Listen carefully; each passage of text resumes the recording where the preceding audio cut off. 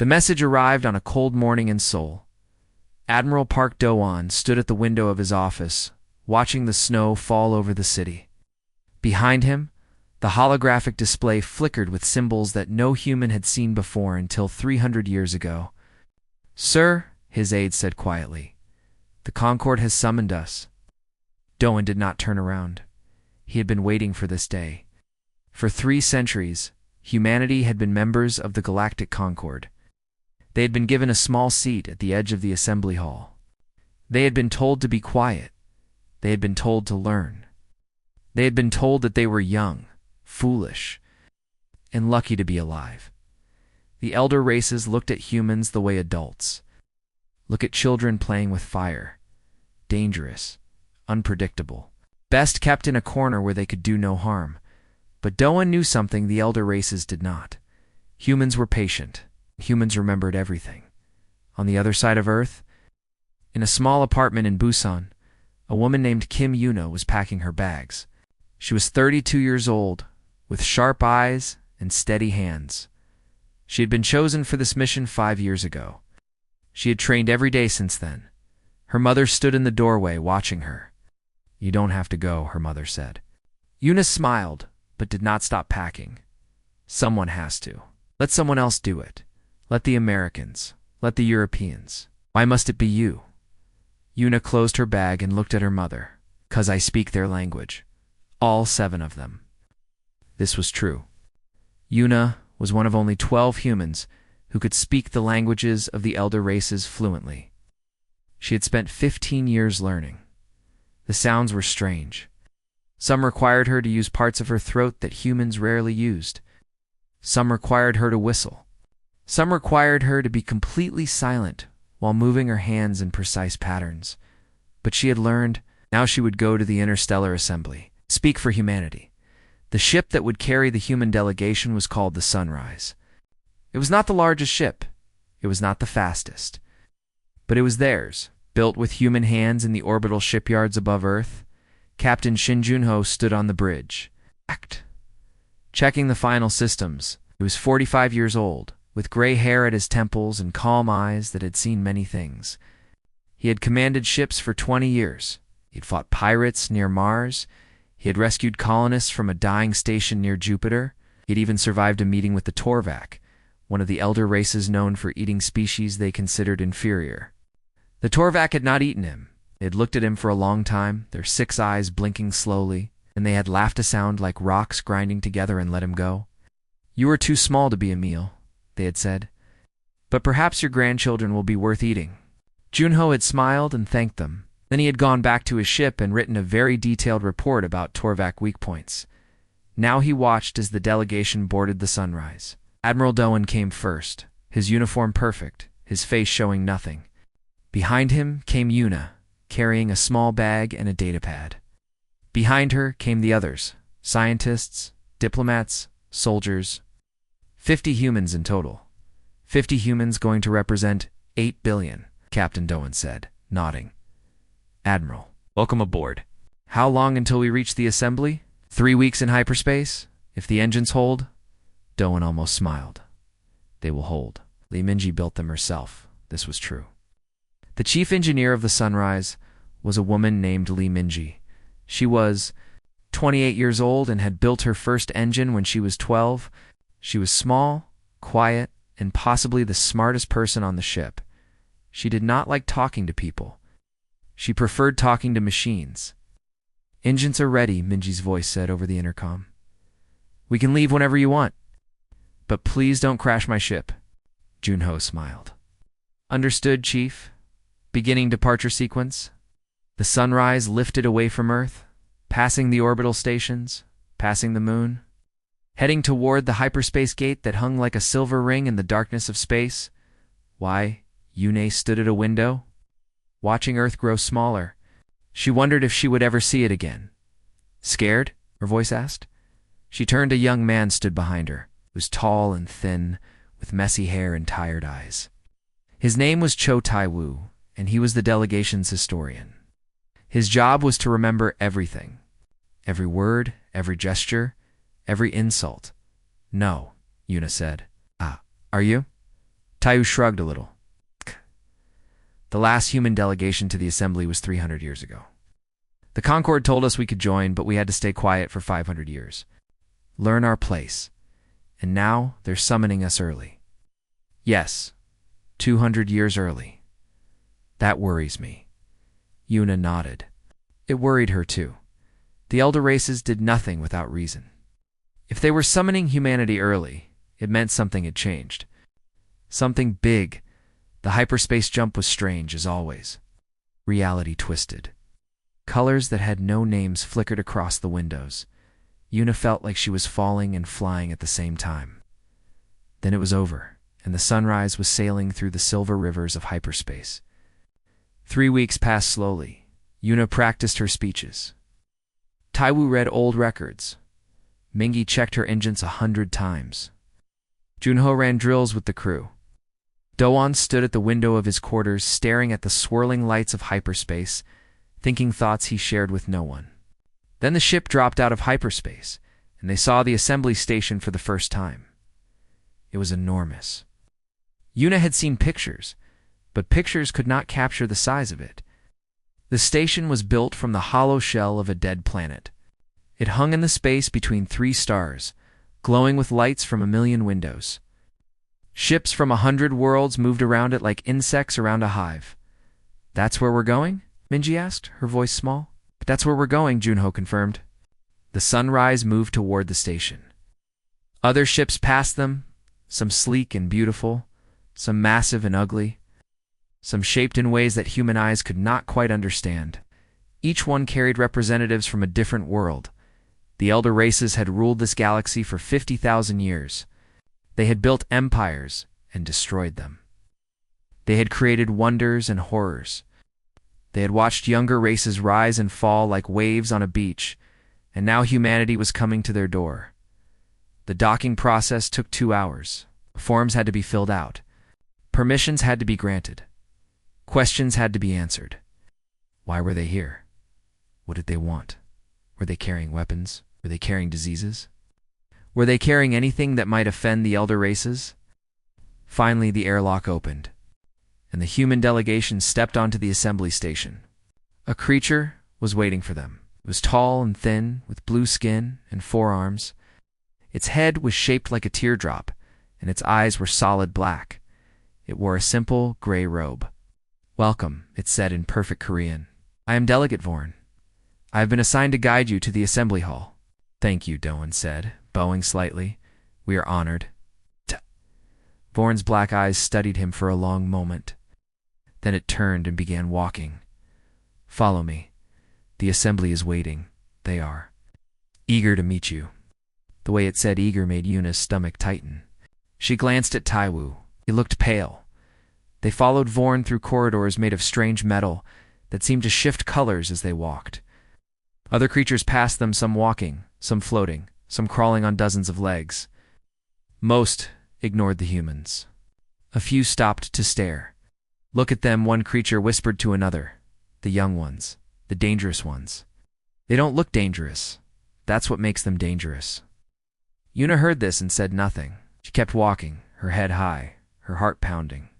The doors to the assembly hall were 50 meters tall, made of something that looked like frozen light. They opened slowly, revealing a vast chamber filled with thousands of creatures from hundreds of worlds, and every single one of them turned to look at the humans. The galaxy held its breath. Admiral Park Doan stepped forward into the light. And the next chapter of human history began. The assembly hall was shaped like a bowl. Thousands of seats rose up in circles, each one holding a delegate from a different world. At the center of the bowl was a platform made of white stone. This was where speakers stood when they addressed the assembly. Admiral Doan walked toward the platform. His footsteps echoed in the silence. Behind him, the rest of the human delegation followed. Kim Yuna walked at his side, ready to translate if needed. Her heart was beating fast, but her face showed nothing. The seats around them were filled with creatures of every shape and size. Some had scales, some had feathers. Some had no bodies, at all just floating clouds of light or darkness. Some looked almost human. Most did not. At the highest seats, directly across from the entrance, sat the 7 elders. These were the leaders of the oldest and most powerful races in the galaxy. They had ruled the Concord for 50,000 years. Their word was law. The first elder was a creature called Mor. He was ancient, so old that even the other elders did not know his true age. His body was made of living crystal, and light moved inside him like slow fire. When he spoke, his voice was like wind through empty halls. "Humans," Mor said, "you have come." Doan stopped at the center of the platform. He bowed exactly as deep as protocol required. Not too deep that would show weakness, not too shallow that would show disrespect. "We have come," he said, as you requested. Mor's crystal body flickered. "We did not request, we summoned." "I understand perfectly," Doan said. He turned and looked at his delegation. "Lieutenant Beak, step forward." A woman moved through the crowd of humans. She was not tall, barely 160 centimeters. She was not heavily muscled. She looked like any ordinary woman you might see on the streets of Solar Busan. But when she reached the platform and looked up at Kren, something in her eyes made him take a step back. "This is Lieutenant Beak Hannah," Doan said. "She will be our champion." Silence. Then laughter. It started with Kren and spread through the hall. Thousands of delegates laughed at the small human woman standing before the massive Torvak warrior. "This," Kren said, still laughing. "This is your champion? I could crush her with one hand." Hannah said nothing. She simply waited. Doan's smile did not change. "The challenge has been accepted. When do we begin?" Kren stopped laughing. He studied Hannah more carefully now, his 6 eyes moving over her body. Looking for weapons. Looking for tricks. Looking for anything that might explain why the humans seemed so confident. He found nothing. "Now," he said. "We begin now." The platform transformed. The white stone floor expanded, creating a fighting ring. The human delegation moved back, joining the watching crowds. Only Hannah remained in the center. Kren entered the ring from the other side. He was 3 times her size, 4 times her weight. His claws scraped against the stone floor. "Last chance, small one," he said. "Surrender now, and I will make your death quick." Hannah finally spoke. Her voice was calm and quiet. "My grandmother always said, the bigger they are, the harder they fall. I never understood what she meant until now." Kren roared and charged. He was fast. Faster than anything his size should be. His claws slashed through the air where Hannah had been standing a moment before, but she was not there. She had moved. Not run, not jumped, just shifted. One moment she was in front of him. The next moment, she was beside him. Her hand touched his arm, light as a feather. Kren felt nothing. He turned and attacked again. Hannah moved again. Always just out of reach. Always just slightly faster than his attacks. Her hands touched him here and there. His arm, his leg, his side. Light touches. Gentle touches. Almost like she was playing. The watching delegates fell silent. Something was wrong. Something they did not understand. Kren's attacks became slower. His movements became clumsy. He was breathing hard now, his massive chest heaving. "What?" he gasped. "What are you doing to me?" Hannah moved around him in a slow circle. "Humans have a martial art called Aikido. It is very old. It teaches us to use an enemy's strength against them." She touched his shoulder, and his arm went limp. "We also have acupuncture. It is even older. It teaches us where the body's energy flows." Ow. Kren tried to raise his arm. It would not move. "And we have something else," Hannah continued. "Something we learned in the war with the Veth. We learned how to find the weak points of any species. The places where nerves connect. The places where blood flows close to the surface. The places where even the strongest armor cannot protect." She touched his leg. He fell to one knee. "The Veth had armored skin, like you," she said. "But under the armor, they were soft, just like everyone else." She touched his other leg. He collapsed completely. Kren lay on the ground, unable to move. His 6 eyes rolled wildly, trying to see her. His mouth opened and closed, but no sound came out. Hannah knelt beside him. Her voice was soft, almost kind. You asked me to surrender. I will give you the same choice. Yield, and this ends. Keep fighting, and I will touch the nerve cluster at the base of your skull. You will die instantly. No pain, just nothing. The hall was completely silent. Thousands of delegates watched in shock. The other elders were frozen in their seats. Kren's massive body trembled. His pride screamed at him to keep fighting, but he could not move, could not speak, could not do anything except look up at this small human woman who had defeated him without throwing a single punch. He managed to say, I yield. Hannah nodded and touched his shoulder again. Feeling returned to his body, he could move again. But he did not get up. He lay on the stone floor, staring at the ceiling. Hannah stood and walked back to her delegation. The other humans parted to let her through. She stopped beside Admiral Doan and stood at attention, her face showing nothing. It is done, Doan said, his voice carrying across the silent hall. We have one. Moore's crystal body flickered with strange colors. So you have, he said slowly.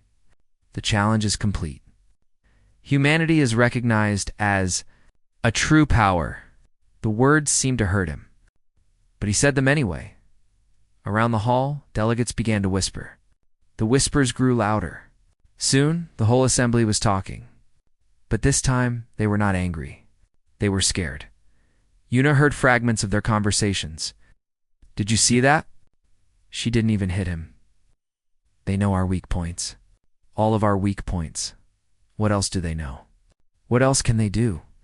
Captain Junho stood near the back of the human delegation, watching the chaos. Beside him, Chief Engineer Lee Minji was pale. Did you know? She asked quietly. Did you know Lieutenant Beak could do that? Gunho shook his head slowly. I knew she was Special Forces. I didn't know she was. That. Minji swallowed hard. Do you think the Admiral planned this? The challenge? The fight? Junho looked at Doan, standing calm and confident in the center of the storm. I think he said slowly, that Admiral Park Dahan has been planning this for a very long time. On the platform, Kren finally stood up. He moved slowly like an old man. His 6 eyes found Hannah in the crowd. For a long moment, he just stared at her. Then, slowly, he bowed his head. I was wrong, he said. His voice was quiet, but it carried across the hall. I called you prey. You are not prey. He raised his head. You are something new, something the galaxy has never seen. Hannah bowed back, exactly as deep as he had bowed to her. Thank you, she said simply. Kren returned to his seat among the elders. He sat down heavily and did not speak again. Admiral Doan waited until the hall was almost quiet. Then he spoke. This challenge was not our choice, but we accepted it because we wanted to show you something. Not our strength, not our weapons, our will. He looked around the hall, meeting the eyes of delegates from 100 worlds. Humanity will not be ignored. We will not be dismissed. We will not be left to die. We are here, and we are here to stay. He turned and walked off the platform. His delegation followed. Behind them, the galaxy watched and began to wonder what would come next. The human delegation was given quarters in the lower levels of the assembly station. These were not good quarters. The rooms were small. The air smelled strange. The lights flickered. It was clear that the Concord wanted them to know their place, but Admiral Doan did not complain. He gathered his people in the largest room and closed the door. We have 3 hours before the assembly reconvenes, he said. Use them well. Rest, eat, prepare. Kim Yuna could not rest. She sat by the window, looking out at the station's interior. Ships moved in the distance. Lights blinked on and off. Somewhere out there, thousands of aliens were talking about humanity, wondering, worrying. You should sleep, a voice said. She turned. Cho Tai-Wu stood behind her, holding 2 cups of tea. He handed her one and sat down beside her. I can't, she said. My mind won't stop. Mine either. He sipped his tea. I keep thinking about what we're really doing here. This isn't just about politics, is it? Una shook her head. No, this is about survival. Everything the Admiral said was true. The Concorde left us to die. They're afraid of what we might become. And they should be, should they? Taiwu looked at her carefully. What are we becoming, Una? What does the Admiral actually want? She was quiet for a long moment. Then she spoke. Do you know why I was chosen for this mission? Because you speak 7 alien languages? That's part of it. But there's another reason. She paused. I was at Colony 7 when the Veth attacked. Taiwu's eyes widened. Colony 7 was famous. It was the colony where the war really started.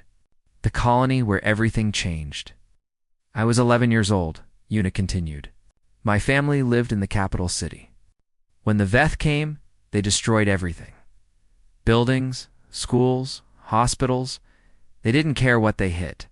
They just wanted to kill. She looked out the window again. My parents hid me in a basement. They told me to stay quiet. Stay hidden. No matter what I heard, don't come out.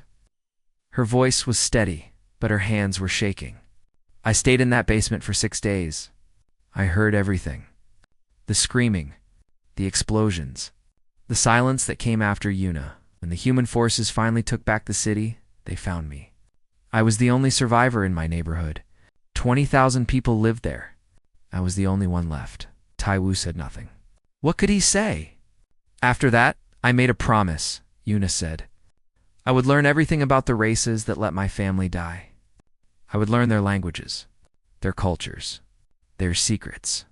And when the time came, I would use that knowledge to make sure it never happened again. She looked at him, and her eyes were hard as stone. That's what we're becoming, Taiwu. We're becoming a people who will never again trust someone else to protect us. Never again wait for help that won't come. Never again be the victims. Before Taiwu could respond, the door opened. Lieutenant Bikana entered, still wearing her combat uniform. The Admiral wants to see you, she said to Una. Both of you. They followed her through the corridors to Admiral Doan's private quarters. Inside, they found the Admiral standing before a holographic display. Captain Junho and Chief Engineer Minji were already there. Close the door, Dohan said. When it was closed, he spoke again. What I'm about to show you is classified. Only 12 people in human space know about this. After today, that number will be 17. The holographic display changed. It showed a star map, but not the map they had seen before. This one was larger. Much larger. This is the true extent of human territory, Doan said. Not the 17 worlds the Concorde knows about. The real number. Numbers appeared on the map. Yuna's breath caught in her throat. 43 worlds, Junho said in disbelief. We have 43 colonies. And 74 outposts, Dohan confirmed. Hidden in nebulas, asteroid fields, places where the Concorde never looks. We've been expanding in secret for 60 years. Mingi stepped forward, studying the map.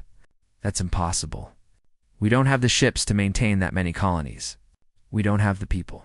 We do. Doan smiled slightly. You know those lost colony ships that disappeared over the years? The ones we publicly mourned? Understanding dawned on Minji's face. They weren't lost. No, they were redirected. Families who volunteered for the real mission. People who understood what was at stake and were willing to give up everything, their names, their history, their contact with Earth to build something new in secret. Taiwu was furiously calculating in his head. The population of those hidden colonies? 400 billion, Doan said. Roughly 50 times what the Concorde thinks we have. Silence filled the room. The Admiral, Una said slowly. The elder races have spies everywhere. They have sensors that can detect ships across light years. How did we hide this? Doan's smile grew. That brings me to the second secret. The display changed again. Now it showed a ship. But not any ship Una had ever seen. It was sleek and dark, shaped like a blade. Project Night Wind, Doan said. We started it after the Veth War. A new kind of ship. completely invisible to Concord's sensors. We have 300 of them now. They've been carrying supplies and people to our hidden colonies for 40 years. Invisible? Junho stepped closer to the display. How? The Concorde sensors can detect an asteroid moving at the wrong speed 100 light-years away. Their sensors detect mass, energy signatures, and hyperspace ripples, Doan said. Our night wind ships use none of these. They move using something else. Something we discovered in the wreckage of a Veth command ship. He touched the display, and new information appeared. Technical specifications. Mathematical formulas. Things that made Minji's eyes go wide. That's not possible, she whispered. That would require. Yes, Doan said. It would. And it is. Yuna did not understand the technical details. But she understood the implications. You're saying we have technology the Concorde doesn't know about. Technology they can't detect or defend against. Not just technology. Doan turned off the display. We have weapons, ships, and soldiers they know nothing about. We have resources they haven't counted. And we have something else. Something more important than all of that. What? Tai Wu asked. Doan looked at each of them in turn. A plan that started 100 years ago and is about to reach its final stage. Today, in this assembly, we're going to take the next step. And nothing in this galaxy will ever be the same. An hour later, the assembly reconvened. The human delegation entered the hall and took their places. Every eye in the room turned to watch them. Elder Moore called for order. His crystal body pulsed with impatient light. The challenge is complete, he said. Humanity has proven something. Now we will discuss what is to be done about them. If I may, Admiral Doan said, stepping onto the platform. Before you discuss what to do about us, perhaps you should know what we can do about you. The hall went silent. What do you mean? Tal's shadow form rippled with unease. Doan raised his hand.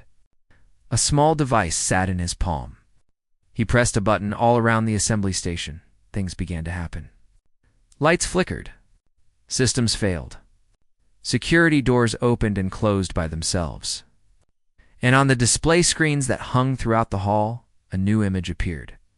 Ships. Hundreds of ships. Dark, blade-shaped vessels that appeared from nowhere. Surrounding the assembly station like shadows surrounding a dying fire. These are night wind ships, Doan said calmly. 300 of them. They've been orbiting this station for the past 2 weeks. Your sensors never detected them. Your guards never saw them. And right now, they could destroy every ship in this system in approximately 4 minutes. Panic erupted. Delegates screamed. Some tried to run. Security forces moved toward the platform. Doan did not move. I'm not here to threaten you, he said, his voice cutting through the chaos. I'm here to make you understand. For 300 years, you have treated humanity like children. Ignored us. Dismissed us. Left us to die. He looked at the 7 elders. That ends today. He pressed another button on his device. The night wind ships did not attack. Instead, they simply moved. They formed a pattern around the station, a pattern that every species in the galaxy recognized. The pattern of peace. We don't want war, Doan said. We don't want to conquer. We don't want to destroy. We want one thing and one thing only. Paused. Respect. Moore's crystal form flickered uncertainly. And if we give you this, respect, then humanity will be the greatest ally the Concorde has ever had. We will defend the weak. We will stand against the strong. We will help build a galaxy where no young race has to face extinction alone. Doan's voice softened. We learned something in the Veth War. Something important. No one survives alone. Not humans. Not Torvak. Not even the elder races. We need each other. He looked around the hall at the thousands of delegates watching in stunned silence. I ask you now, not as a conqueror, but as a neighbor, will you give us the chance to prove ourselves? Will you let us stand beside you as equals? The question hung in the air. The galaxy held its breath, and slowly, one by one, the delegates began to answer. The vote took 7 days. 7 days of arguments, negotiations, threats, and promises. 7 days of delegates walking out and coming back. 7 days of secret meetings and public speeches. 7 days that changed everything. Kim Yuna barely slept during those days. She was everywhere at once, translating, explaining, persuading. Her voice grew hoarse. Her eyes grew tired, but she did not stop. On the 3rd day, she met with the Tal delegation in secret. The shadow beings were afraid. Their race was old, but weak. For centuries, they had survived by being useful to the stronger races.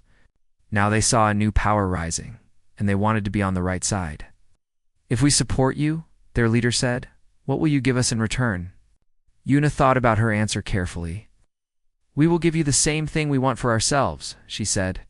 "Protection, respect, the knowledge that you will never be abandoned when danger comes." The tall leader was quiet for a long moment. Then she nodded. On the 5th day, something unexpected happened. Elder Kren came to the human quarters. He came alone, without guards or weapons. He asked to speak with Lieutenant Beak Hannah. Hannah met him in a small room. They sat across from each other, the massive Torvak warrior and the small human woman who had defeated him. "I have been thinking," Kren said slowly. "For 3 days, I have done nothing but think." Hannah waited. "My people are warriors," Kren continued. "We respect strength. We respect victory. But we also respect something else. Something I had forgotten until you showed me." "What is that?" "Wisdom. You could have killed me. You chose not to. You could have humiliated me. You chose not to.